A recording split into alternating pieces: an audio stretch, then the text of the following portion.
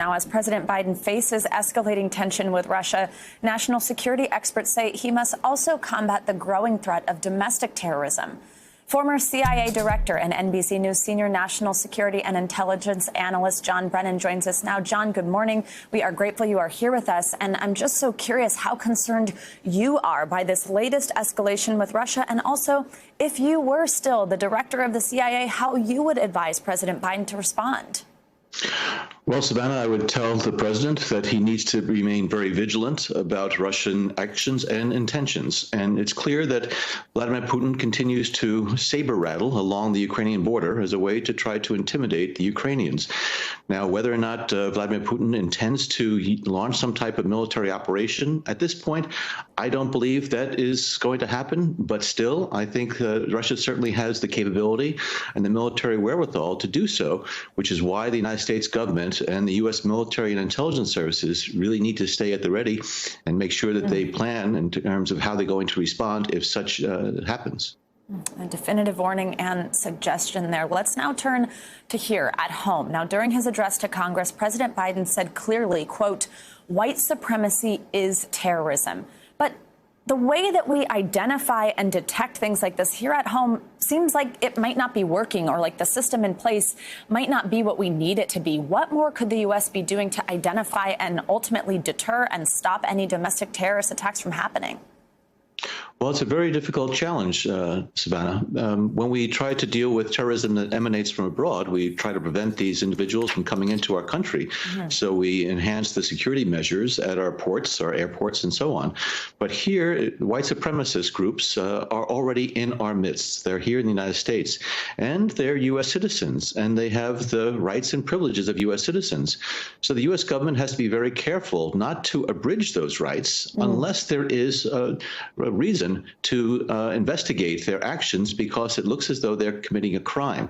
And so therefore, this is an effort that the FBI and other federal agencies have to work very closely with the state and local officials, because those local officials, law enforcement and others, have the best sense of where these groups are, what they're doing, and the activities they have underway. That's a great point, the local level. But let's talk about a little bit what can happen here from a legislative perspective. So a House Appropriations Subcommittee held a hearing on domestic terrorism just yesterday, actually. The Deputy Attorney General for National Security said the Department of Justice is looking into tightening laws for domestic terrorism. So when you hear something like that, what areas do you think they could target? Well, I think there's still a fair amount of work that needs to be done as far as trying to prevent individuals with these malicious intentions from gaining access to weaponry. And so I think more has to be done in that regard.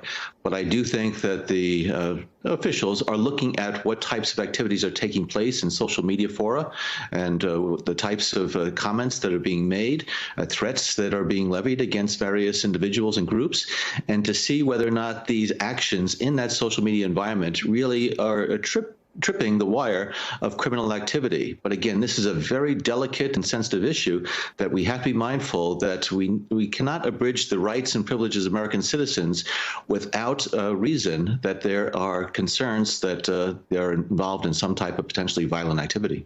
John, you mentioned their access to weaponry, and we actually know in this new NBC News poll that came out this week, just above the handling of the crisis at the border, the lowest rating that President Biden got was this issue of gun control.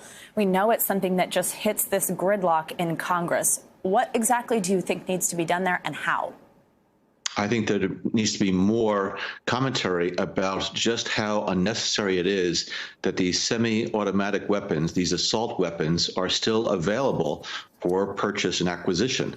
This is something that I think we have seen over and over again being used to slaughter our citizens, our children. And therefore, I see no reason why hunters need these semi-automatic weapons.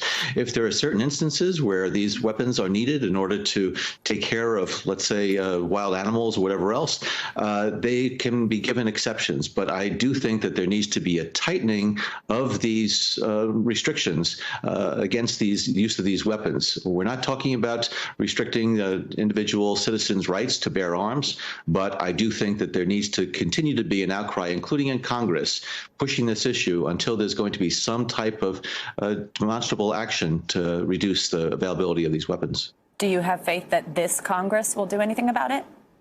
I have faith that there are individuals on both sides of the aisle that really are trying to accomplish something that is going to try to prevent more of these mass murder attacks. And so I'm hoping that with continued effort on the part of President Biden has a tremendous amount of influence within the Congress, and he needs to use that in order to finally make some progress on this issue.